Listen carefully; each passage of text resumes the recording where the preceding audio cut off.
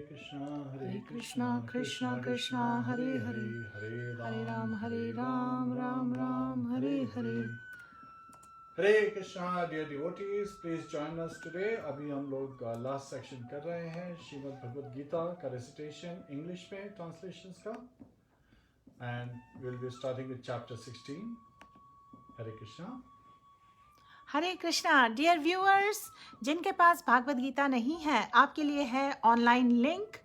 आप हमें ज्वाइन कर सकते हैं भागवत गीता रेसिटेशन में, और जो लिंक हमने आपके साथ शेयर की है, please click on it to start reading, start reciting chapter 16। Prabhu ji, please go ahead. Hare Krishna. Bhagavad Gita as it is, chapter 16, the divine and demoniac natures. The Supreme Personality of Godhead said, fearlessness, purification of one's existence, cultivation of spiritual knowledge, charity, self-control, performance of sacrifice, study of the Vedas, austerity, simplicity, non-violence, truthfulness, freedom from anger, renunciation, tranquility, aversion to fault-finding, compassion for all living entities, freedom from covetousness, gentleness, modesty, steady determination, vigor, forgiveness, fortitude, cleanliness, and freedom from envy and from the passion for honor. These transcendental qualities, O son of Bharat, belong to godly men endowed with divine nature. Pride, arrogance, conceit, anger, harshness, and ignorance, these qualities belong to those of demoniac nature, O son of Pritha. The transcendental qualities are conducive to liberation, whereas the demoniac qualities make for bondage.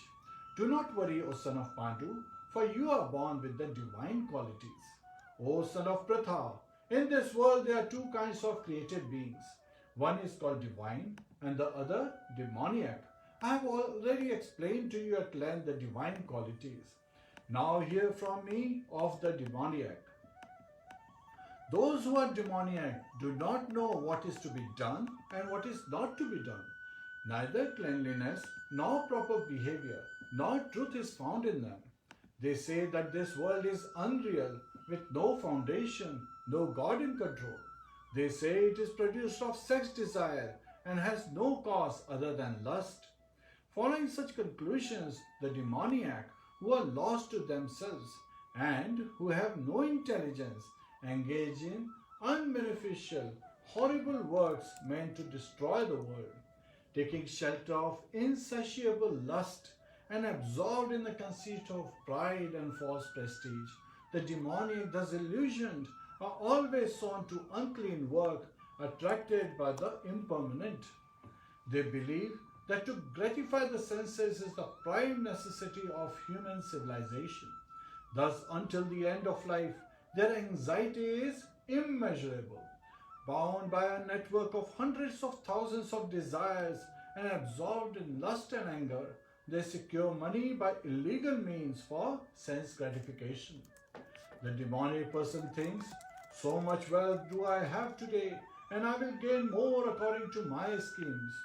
So much is mine now, and it will increase in the future, more and more. He is my enemy, and I have killed him, and my other enemies will also be killed. I am the Lord of everything. I am the enjoyer. I am perfect, powerful, and happy. I am the richest man, surrounded by aristocratic relatives. There is none so powerful and happy as I am. I shall perform sacrifices. I shall give some charity, and thus I shall rejoice. In this way, such a person are deluded by ignorance. Thus perplexed by various anxieties and bound by the network of illusions, they become so strongly attached to sense enjoyment and fall down into hell. Self-complacent and always impudent, deluded by wealth and false prestige, they sometimes proudly perform sacrifices in name only, without following any rules or regulations. Bewildered by false ego, strength, pride, lust, and anger, the demons become envious of the Supreme Personality of Godhead, who is situated in their own bodies and in the bodies of others, and blaspheme against the real religion. Those who are envious and mischievous, who are the lowest among men, I perpetually cast them into the ocean of material existence, into various demoniac species of life. Attaining repeated birth amongst the species of demoniac life, O son of Kunti, such persons can never approach me. Gradually, they sink down to the most abominable type of existence. There are three gates leading to this hell: lust, anger, and greed. Every sane man should give these up, for they lead to the degradation of the soul. The man who has escaped these three gates of hell, O son of Kunti, performs acts conducive to self-realization and thus gradually attains the supreme destination. He who discards scriptural injunctions and acts according to his own whims attains neither perfection nor happiness nor the supreme destination. One who therefore understands what is duty and what is not duty by the regulations of the scriptures. Knowing such rules and regulations, one should act so that he may gradually be elevated. Thus, we just finished chapter 16 of Bhagavad Gita as it is. Hare Krishna, dear viewers. We are really appreciative of all of you जो अभी तक हमारे साथ participate कर रहे हैं in Shravanam and Kirtanam of entire Bhagavad Gita recitation. So Prabhuji is going to start chapter 17 now. Bhagavad Gita के last two chapters बचे हैं. आइए, let us join him in Shravanam and Kirtanam. आपके लिए link share कर रहे हैं for chapter 17. Hare Krishna, Bhagavad Gita as it is, chapter 17, the divisions of faith. Arjuna inquired, O Krishna, what is the situation of those who do not follow the principles of scripture but worship according to their own imagination? Are they in goodness, in passion, or in ignorance? The Supreme Personality of Godhead said, according to the modes of nature acquired by the embodied soul, one's faith can be of three kinds: in goodness, in passion, or in ignorance. Now hear about this. O son of Bharat, according to one's existence under the various modes of nature, one evolves a particular kind of faith. The living being is said to be of a particular faith according to the modes he has acquired. Men in the mode of goodness worship the demigods. Those in the mode of passion worship the demons. And those in the mode of ignorance worship ghosts and spirits. Those who undergo severe austerities and penances not recommended in the scriptures, performing them out of pride and egoism, who are impelled by lust and attachment, who are foolish, and who torture the material elements of the body as well as the supersoul dwelling within, are to be known as demons. Even the food each person prefers is of three kinds, according to the three modes of material nature. The same is true of sacrifices, austerity, and charity. Now hear of the distinctions between them. Foods dear to those in the mode of goodness increase the duration of life, purify one's existence, and give strength, health, happiness, and satisfaction. Such foods are juicy, fatty, wholesome, and pleasing to the heart. Foods that are too bitter, too sour, salty, hot, pungent, dry, and burning are dear to those in the mode of passion. Such foods cause distress, misery, and disease. Foods prepared more than 3 hours before being eaten. Foods that is tasteless, decomposed, and putrid, and food consisting of remnants and untouchable things is dear to those in the mode of darkness. Of sacrifices, the sacrifice performed according to the directions of Scripture as a matter of duty by those who desire no reward is of the nature of goodness. But the sacrifice performed for some material benefit or for the sake of pride, O chief of the Bharatas, you should know to be in the mode of passion. Any sacrifice performed without regard for the directions of the scripture, without distribution of prasadam, spiritual food, without chanting the Vedic hymns and remunerations to the priests, and without faith is considered to be in the mode of ignorance.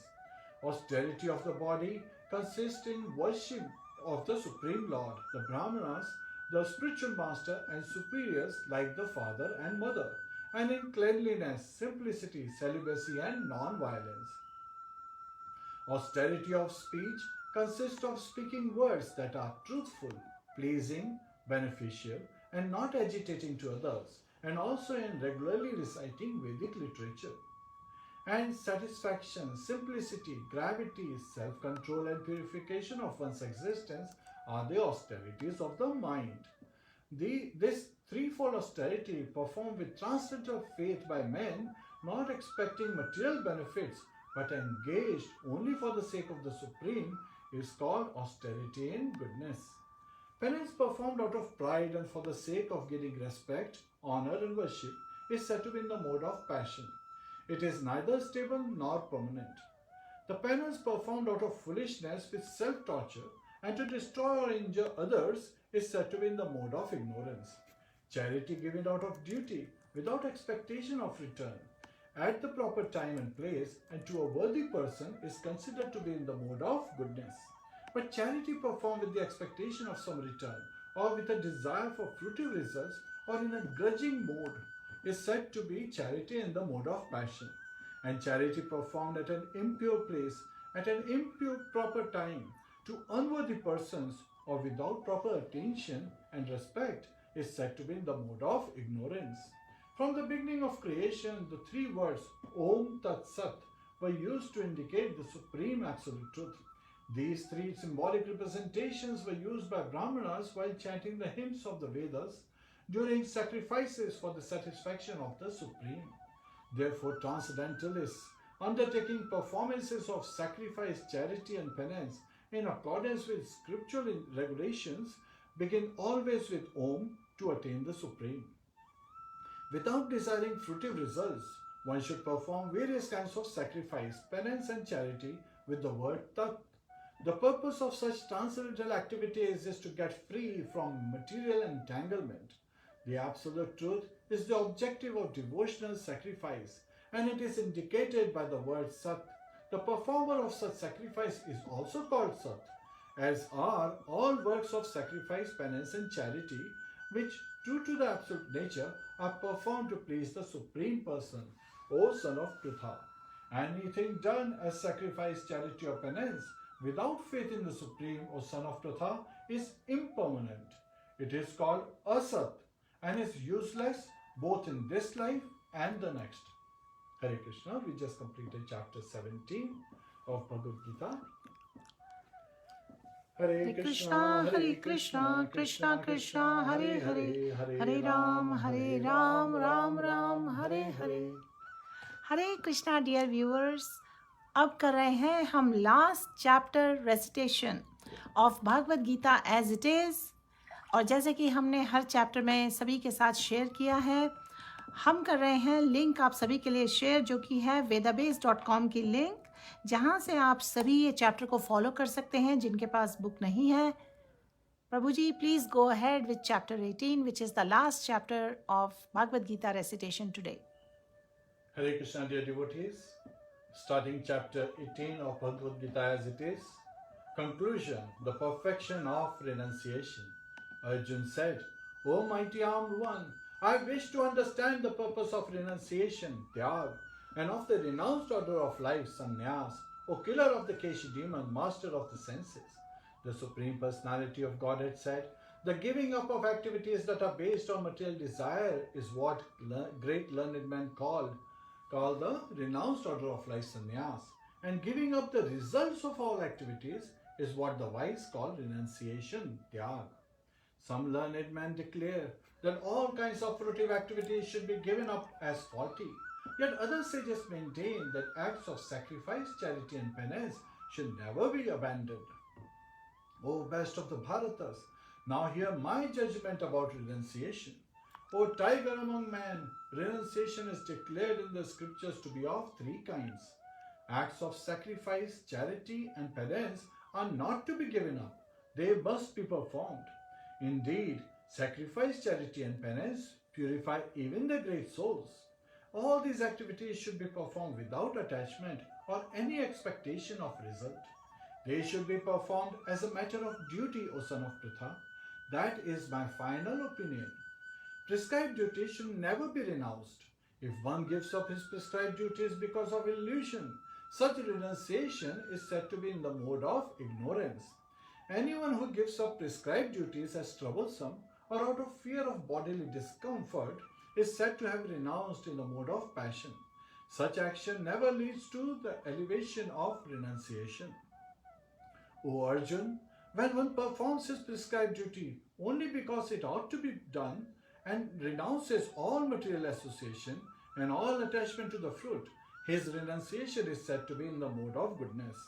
The intelligent renouncer, situated in the mode of goodness, neither hateful of inauspicious work nor attached to auspicious work, has no doubts about work. It is indeed impossible for an embodied being to give up all activities. But he who renounces the fruits of action is called one who has truly renounced. For one who is not renounced, the threefold fruits of action, desirable and undesirable mixed, accrue after death. But those who are in the renounced order of life have no such result to suffer or enjoy. O mighty armed Arjun, according to the Vedanta, there are 5 causes for the accomplishment of all action. Now learn of these from me.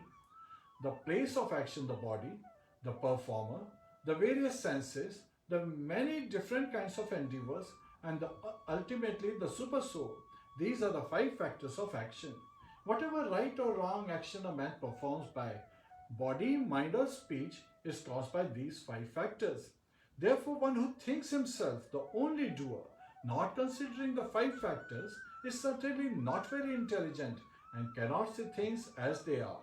One who is not motivated by false ego, whose intelligence is not entangled, though he kills men in this world, does not kill, nor is he bound by his actions. Knowledge, the object of knowledge, and the knower are the 3 factors that motivate action. The senses, the work, and the doer are the 3 constituents of action. According to the 3 different modes of material nature, there are 3 kinds of knowledge, action, and performer of action. Now hear of them from me. That knowledge by which one undivided spiritual nature is seen in all living entities, though they are divided into innumerable forms, you should understand to be in the mode of goodness. That knowledge by which one sees that in every different body there is a different type of living entity, you should understand to be in the mode of passion.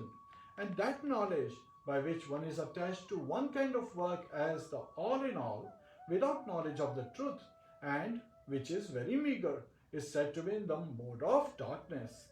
That action which is regulated and which is performed without attachment, without love or hatred, and without desire for fruitive results, is said to be in the mode of goodness. But action performed with great effort by one seeking only to gratify his desires and enacted from a sense of false ego is called action in a mode of passion. That action performed in illusion, in disregard of scriptural injunctions, and without concern for future bondage or for violence or distress caused to others is said to be in the mode of ignorance. One who performs his duty without association with the modes of material nature, without false ego, with great determination and enthusiasm, and without wavering in success or failure, is said to be a worker in the mode of goodness. The worker who is attached to work and the fruits of work, desiring to enjoy those fruits, and who is greedy, always envious, impure, and moved by joy and sorrow, is said to be in the mode of passion. The worker who is always engaged in work against the injunctions of the scripture, who is materialistic, obstinate, cheating, and expert in insulting others, and who is lazy, always morose, and procrastinating, is said to be a worker in the mode of ignorance. O winner of wealth, now please listen as I tell you in detail of the 3 kinds of understanding and determination, according to the 3 modes of material nature. O son of Pritha, that understanding by which one knows what ought to be done and what ought not to be done, what is to be feared and what is not to be feared, what is binding and what is liberating, is in the mode of goodness. O son of Pritha, that understanding which cannot distinguish between religion and irreligion, between action that should be done and action that should not be done, is in the mode of passion. That understanding which considers irreligion to be religion and religion to be irreligion under the spell of illusion and darkness and strives always in the wrong direction. O Partha is in the mode of ignorance. O son of Pritha, that determination which is unbreakable, which is sustained with steadfastness by yoga practice, and which thus controls the activities of the mind, life, and senses, is determination in the mode of goodness. But that determination by which one holds fast to fruitive results in religion, economic development, and sense gratification is of the nature of passion, O Arjun. And that determination which cannot go beyond dreaming, fearfulness, lamentation, moroseness, and illusion, such unintelligent determination, O son of Pritha, is in the mode of darkness.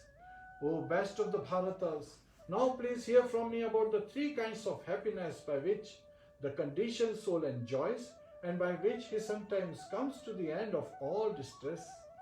That which in the beginning may be just like poison, but at the end is just like nectar, and which awakens one to self-realization, is said to be happiness in the mode of goodness. That happiness which is derived from contact of the senses with their objects and which appears like nectar at first, but poison at the end, is said to be of the nature of passion.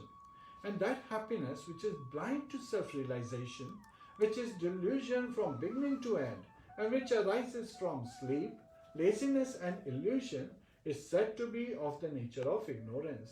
There is no being existing either here or among the demigods in the higher planetary systems which is freed from these three modes born of material nature.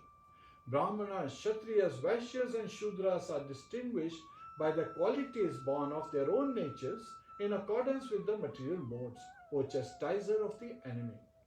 Peacefulness, self-control, austerity, purity, tolerance, honesty, knowledge, wisdom, and religiousness. These are the natural qualities by which the Brahmanas work. Heroism, power, determination, resourcefulness, courage in battle, generosity, and leadership are the natural qualities of work for the Kshatriyas. Farming, cow protection, and business are the natural work for the Vaishyas, and for the Shudras there are labor and service to others. By following his qualities of work, every man can become perfect. Now please hear from me how this can be done. By worship of the Lord, who is the source of all beings and who is all-pervading, a man can attain perfection through performing his own work. It is better to engage in one's own occupation, even though one may perform it imperfectly, than to accept another's occupation and perform it perfectly. Duties prescribed according to one's nature are never affected by sinful reactions. Every endeavor is covered by some fault, just as fire is covered by smoke. Therefore, one should not give up the work born of his nature, O son of Kunti, even if such work is full of fault. One who is self-controlled and unattached and who disregards all material enjoyments can obtain, by practice of renunciation, the highest perfect stage of freedom from reaction. O son of Kunti, learn from me how one who has achieved this perfection can attain to the supreme perfectional stage Brahman, the stage of highest knowledge, by acting in the way I shall now summarize. Being purified by his intelligence and controlling the mind with determination, giving up the objects of sense gratification, being freed from attachment and hatred, one who lives in a secluded place, who eats little, who controls his body, mind, and power of speech, who is always in trance, and who is detached, free from false ego, false strength, false pride, lust, anger, and acceptance of material things, free from false proprietorship and peaceful. Such a person is certainly elevated to the position of self-realization. One who is thus transcendently situated at once realizes the supreme Brahman and becomes fully joyful. He never laments or desires to have anything. He is equally disposed toward every living entity. In that state, he attains pure devotional service unto me. One can understand me as I am, as the Supreme Personality of Godhead, only by devotional service. And when one is in full consciousness of me by such devotion, he can enter into the kingdom of God.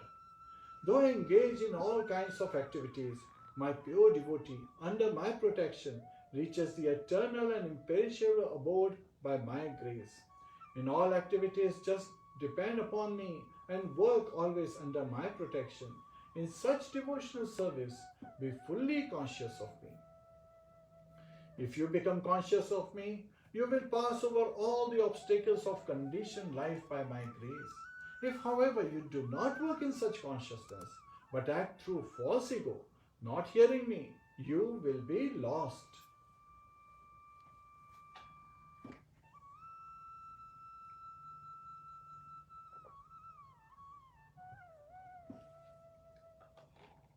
If you do not act according to my direction and do not fight, then you will be falsely directed. By your nature, you will have to be engaged in warfare. Under illusion, you are not declining to act according to my direction, but compelled by the work born of your own nature, you will act all the same, O son of Kunti. The Supreme Lord is situated in everyone's heart, O Arjun, and is directing the wanderings of all living entities, who is seated as on a machine made of material energy. O scion of Bharat, surrender unto him utterly. By his grace, you will attain transcendental peace and the supreme and eternal abode. Thus I have explained to you knowledge still more confidential. Deliberate on this fully and then do what you wish to do. Because you are my very dear friend, I am speaking to you my supreme instruction, the most confidential knowledge of all.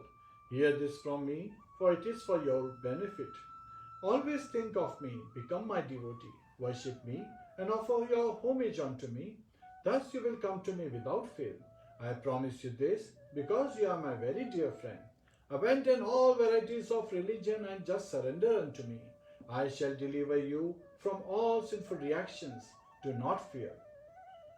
This confidential knowledge may never be explained to those who are not austere or devoted or engaged in devotional service, nor to one who is envious of me.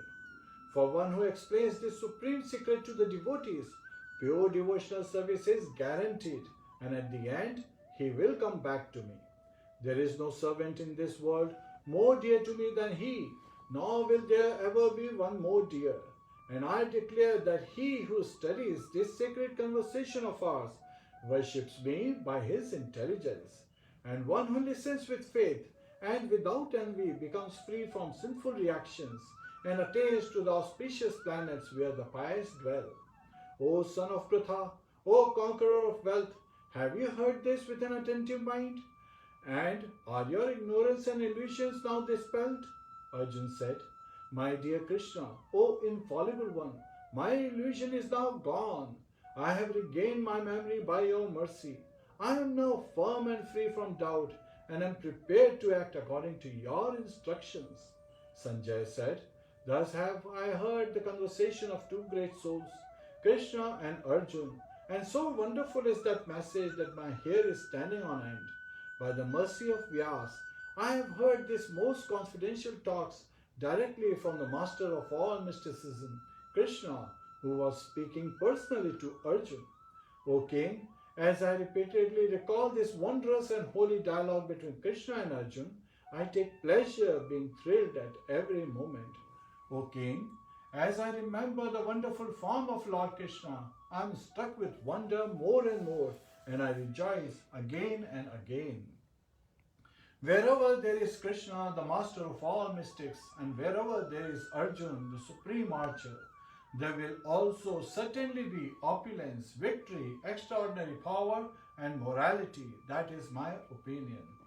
Hare Krishna. This completes chapter 18 of Bhagavad Gita as it is. Hare Krishna, Hare Krishna, Krishna Krishna, Hare Hare, Hare Ram, Ram Ram, Hare Hare. Hare Krishna dear viewers, thank you so much. आप सभी ने हमारे साथ participate किया और आगे future में हम करेंगे भागवत गीता यथारूप हिंदी में ट्रांसलेशन. लेकिन आज जो हमने की है 700 verses, 18 chapters of Bhagavad Gita. We are making an offering at the lotus feet of Bhagwan. Hare Krishna. Hare Krishna. Om Tat Sat. Om Tat Sat.